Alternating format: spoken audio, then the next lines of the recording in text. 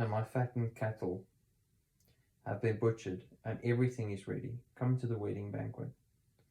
But they paid no attention and went off, one to his field, another to his business.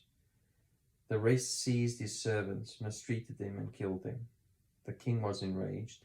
He sent his army and destroyed those murderers and burnt their city. Then he said to his servants, The wedding banquet is ready, but those I invited did not deserve to come. So go to the street corners and invite to the banquet anyone you find. So the servants went out into the streets and gathered all the people they could find, the bad as well as the good, and the wedding hall was filled with guests. But when the king came in to see the guests, he noticed a man there who was not wearing wedding clothes. He asked, How did you get in here without wedding clothes, friend? The man was speechless. Then the king told the attendants, Tie him hand and foot and throw him outside into the darkness, where there will be weeping and gnashing of teeth. For many are invited, but few are chosen. Matthew 22, verse 18. But Jesus said, knowing their evil intent, You hypocrites, why are you trying to trap me? Show me the coin you used for paying the tax. They brought him a denarius, and he asked them, Whose image is this, and whose inscription? Caesar's, they replied.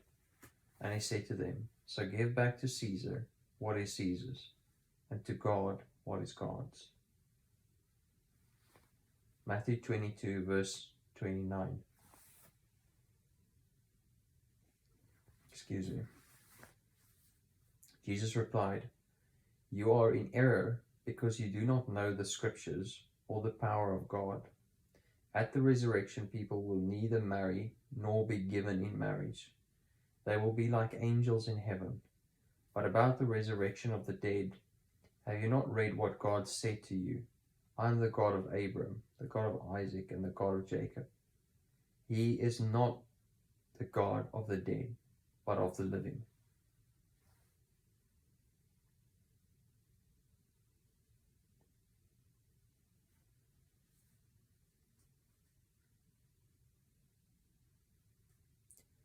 Matthew 22, verse 37.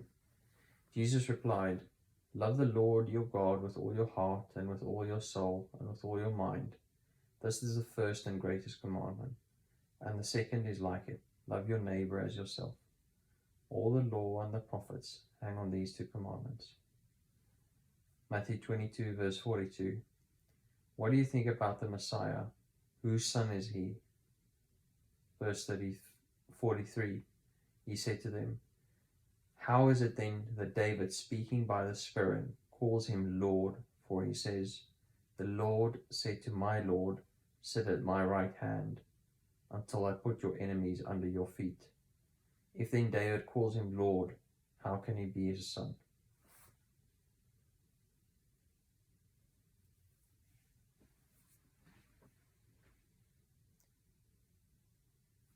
Matthew 23, verse 1.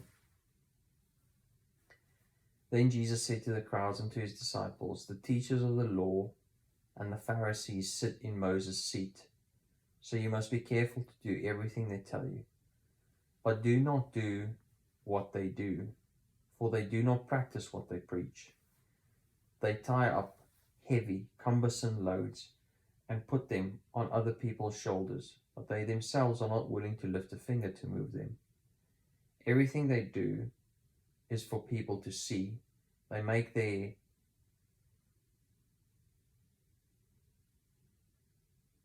phylacteries wide and the tassels on their garments long. They love the place of honor at banquets and the most important seats in the synagogues. They love to be greeted with respect in the marketplaces and to be called rabbi by others. But you are not to be called rabbi, for you have one teacher, and you are all brothers. And do not call anyone on earth Father, for you have one Father, and he is in heaven. Nor are you called to be called instructors, for you have one instructor, the Messiah. The greatest among you will be your servant.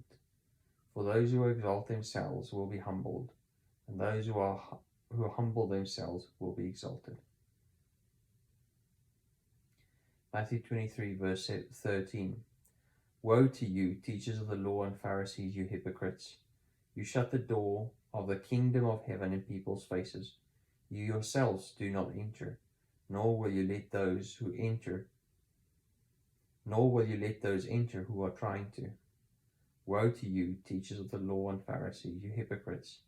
You travel over land and sea to win a single convert, and when you have succeeded, you make them twice as much a child of hell as you are. Woe to you, blind guides! You say, if anyone swears by the temple, it means nothing. But anyone who swears by the gold of the temple is bound by that oath. You blind fools, which is greater, the gold or the temple that makes the gold sacred? You also say, if anyone swears by the altar, that means nothing. But anyone who swears by the gift on the altar is bound by that oath. You blind men, which is greater, the gift or the altar that makes the gift sacred? Therefore, anyone who swears by the altar swears by it and by everything on it. And anyone who swears by the temple swears by it and by the one who dwells in it. And anyone who swears by heaven swears by God's throne and by the one who sits on it. Woe to you, teachers of the law and Pharisees, you hypocrites! You give 1/10 of your spices, mint, dill, and cumin, but you have neglected the more important matters of the law: justice, mercy, and faithfulness. You should have practiced the latter without neglecting the former. You blind guides, you strain out a gnat but swallow a camel.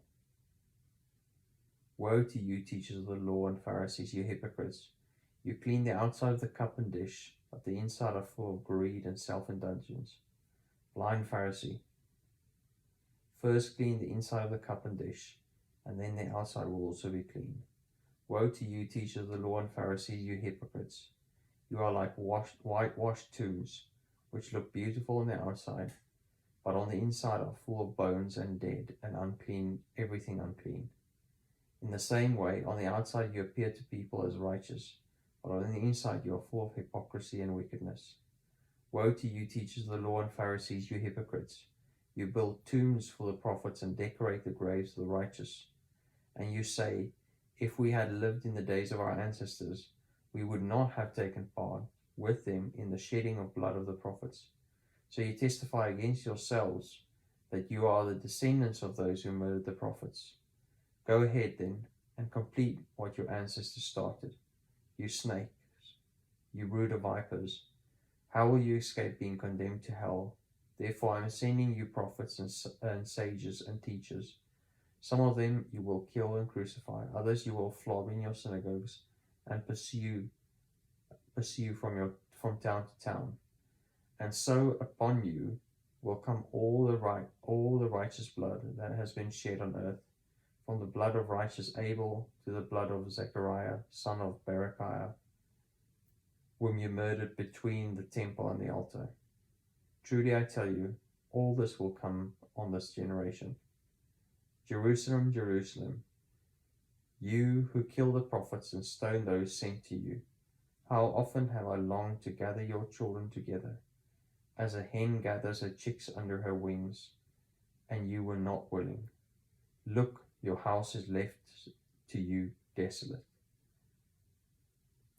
For I tell you, you will not see me again until you say, blessed is he who comes in the name of the Lord.